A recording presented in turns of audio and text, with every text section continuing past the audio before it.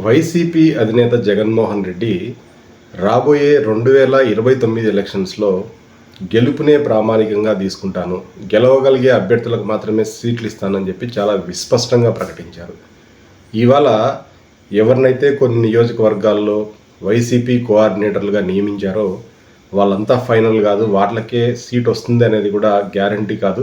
గెలుపు గుర్రాలకు మాత్రమే సీట్లను కేటాయించడం జరుగుతుంది. మీరెవరు ఇప్పుడే తొందరపడి సీట్లపైన నమ్మకం పెట్టుకోవద్దు అని చెప్పి చాలా స్పష్టమైన సంకేతాన్ని తన పార్టీ కోఆర్డినేటర్లకు పంపించారు.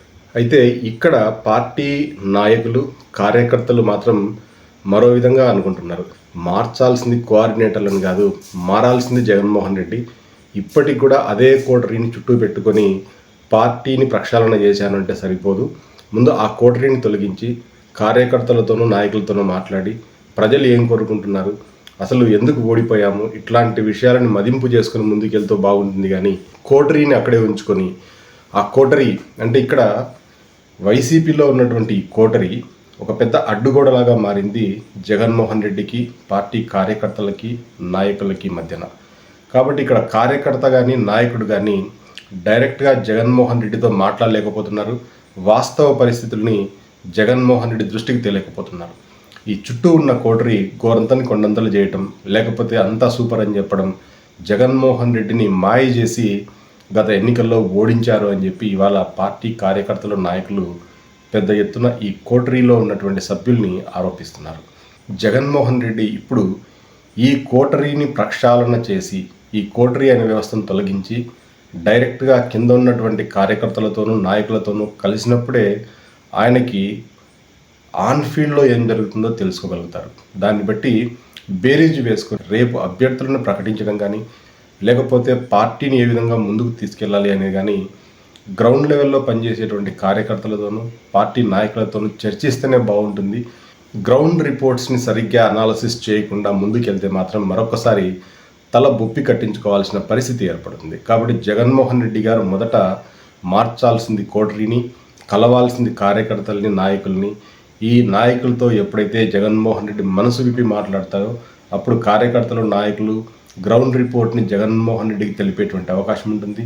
దాన్ని బట్టి పార్టీని పునర్నిర్మించుకొని ముందుకెళ్లేటువంటి అవకాశం కూడా ఏర్పడుతుంది. ఈ మధ్య జగన్మోహన్ రెడ్డి పార్టీ రీజనల్ కోఆర్డినేటర్లను కూడా నియమించారు.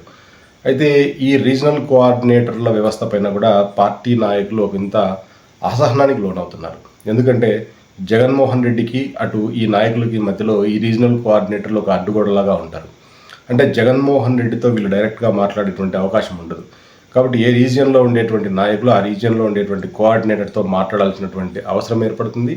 ఆ రీజియన్లో ఏ నాయకుడైనా ఈ కోఆర్డినేటర్కి నచ్చకపోతే వాళ్ళని వేధించడం, లేకపోతే వాళ్ళకి సీట్ ఇప్పించకపోవడం, వాళ్ళ ప్రాధాన్యత తగ్గించడం ఇట్లాంటివి చేస్తుండటం వల్ల ఈ వ్యవస్థ పైన కూడా నాయకులు కొంత అసహనాన్ని వ్యక్తం చేస్తున్నారు. నిన్నో మొన్న ఉత్తరాంధ్రకు కూడా కురసాల కన్నబాబుని కోఆర్డినేటర్గా నియమించారు. అయితే ఈ నియామకం పైన కూడా ఉత్తరాంధ్రకు చెందినటువంటి నాయకులు కొంత అసంతృప్తితోనే ఉన్నారు అనేది అర్థమవుతుంది. ఎందుకంటే విశాఖపట్నానికి చెందినటువంటి వాసుపల్లి గణేష్ గతంలో 2 సార్లు టీడీపీ నుండి పోటీ చేసి ఎమ్మెల్యేగా గెలుపొందారు.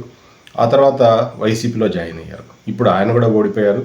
ఆయన కూడా వైసీపీ గతంలో చేసినటువంటి తప్పులను ఇవాళ ఎత్తి చూపిస్తున్నారు. అంటే ఆయన ఇవాళ మీడియా ముఖంగా వైసీపీ గతంలో చేసిన తప్పులు ఏంటి అని చెప్పి మాట్లాడుతున్నారు. మరి ఈయన వ్యాఖ్యలను పార్టీ పాజిటివ్గా తీసుకుంటుందా లేకపోతే నెగిటివ్గా తీసుకుంటుందా అనేది ఇప్పుడు మనం వేచి చూడాల్సినటువంటి అవసరం ఉంది. అయితే వాసుపల్లి గణేష్ ఏం చెప్తున్నారంటే వైసీపీ నాయకులు హద్దు మీరి చిన్న పెద్ద తేడా తెలియకుండా అటు చంద్రబాబు నాయుడు కావచ్చు, లేకపోతే టీడీపీ నాయకుల పైన కావచ్చు, ఇష్టారీతిగా మాట్లాడటం వల్లే, అంటే నోటి దురుస్తనం వల్లే పార్టీ ఇవాళ ఓడిపోయింది అని చెప్పి ఆయన చెప్తున్నాడు. ఇట్లాంటి నాయకుల్ని అవాళ కంట్రోల్ చేసినట్లయితే ఇవాళ ఈ దుస్థితి వచ్చిండేది కాదు అని చెప్పి వాసుపల్లి గణేష్ చాలా స్పష్టంగా ప్రకటిస్తున్నారు.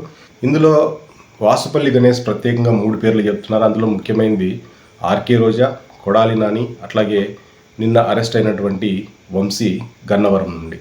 అంటే ఈ 3 నాయకులకి అడ్డు అదుపు లేకుండా నోటికి ఏదొస్తే అది మాట్లాడి చిన్న పెద్ద అనంతరం లేకుండా ఏది పడితే అది మాట్లాడడం, వీళ్ళని వైసీపీ అధిష్టానం కంట్రోల్ చేయకపోవడంతోనే ఇవాళ వైసీపీ పార్టీ ప్రజల్లో చులకనైపోయింది. ఇట్లాంటి నోటి దురుస్తనాన్ని ఏ పార్టీ అయినా సరే కంట్రోల్ చేయకపోతే ప్రజల్లో డ్యామేజ్ జరుగుతుంది. ఈ విషయాన్ని వైసీపీ అధిష్టానం అప్పట్లో సరిగ్గా గుర్తించలేదు.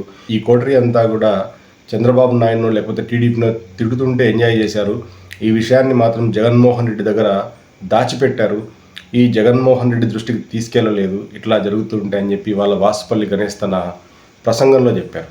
అంటే ఇందులో నిజం లేకపోలేదు. అంటే ఏ నాయకుడైనా ఒక స్థాయిని మించి అవతల వాళ్ళని విమర్శించేటప్పుడు చిన్న పెద్ద లేకపోతే వాళ్ళ స్థాయిని మరిచి మాట్లాడడం అనేది అంత సరైనటువంటి పద్ధతి కాదు.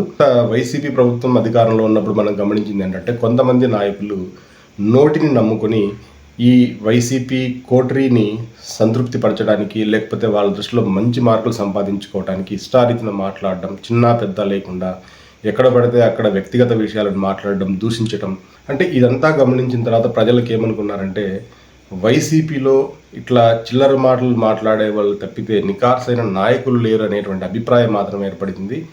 ఇది వైసీపీ విజయావకాశాలను ఎంతో కొంత దెబ్బతీసింది. కాబట్టి రాబోయే రోజుల్లో జగన్మోహన్ రెడ్డి పార్టీ కోఆర్డినేటర్లను మార్చడమేమో కానీ పార్టీలో మంచి స్పోక్స్ పర్సన్ నియమించుకోకపోతే మాత్రం పార్టీ దెబ్బతినాల్సి ఉంటుంది. అంతేకాకుండా కార్యకర్తలకి నాయకులకి మధ్యలో ఈ కోటరీ అనేది లేకుండా జగన్మోహన్ రెడ్డి తరచుగా ఈ నాయకులతోనూ ఈ కార్యకర్తలతోనూ మాట్లాడితేనే గ్రౌండ్ లెవెల్లో ఏం జరుగుతుంది, ప్రజలు ఏం ఆలోచిస్తున్నారు, ప్రజలు వైసీపీ గురించి ఏమనుకుంటున్నారు, ప్రజలు ఏ నాయకుడైతే ఎమ్మెల్యేగా బాగా పనికొస్తాడని చెప్పి అనుకుంటున్నారు అనేటువంటి విషయాలు కోటరీ నాయకుల వల్ల తెలియదు. కేవలం గ్రౌండ్ లెవెల్లో పనిచేస్తున్నటువంటి కార్యకర్తలు, అక్కడ ఉన్నటువంటి లోకల్ నాయకులకే తెలుస్తుంది. కాబట్టి వైసీపీ అధిష్టానం రాబోయే రోజుల్లో అయినా సరే ఈ కింది స్థాయిలో ఉన్నటువంటి క్యాడర్ నాయకులకి తగినంత గుర్తింపు నుంచి వాళ్ళతో సమాలోచనలు చేస్తేనే పార్టీ పటిష్టంగా నిర్మితమయ్యే అవకాశం ఉంటుంది. లేదంటే మరొకసారి 2024 రిజల్ట్ పునరావృతమయ్యే అవకాశం ఉంటుంది.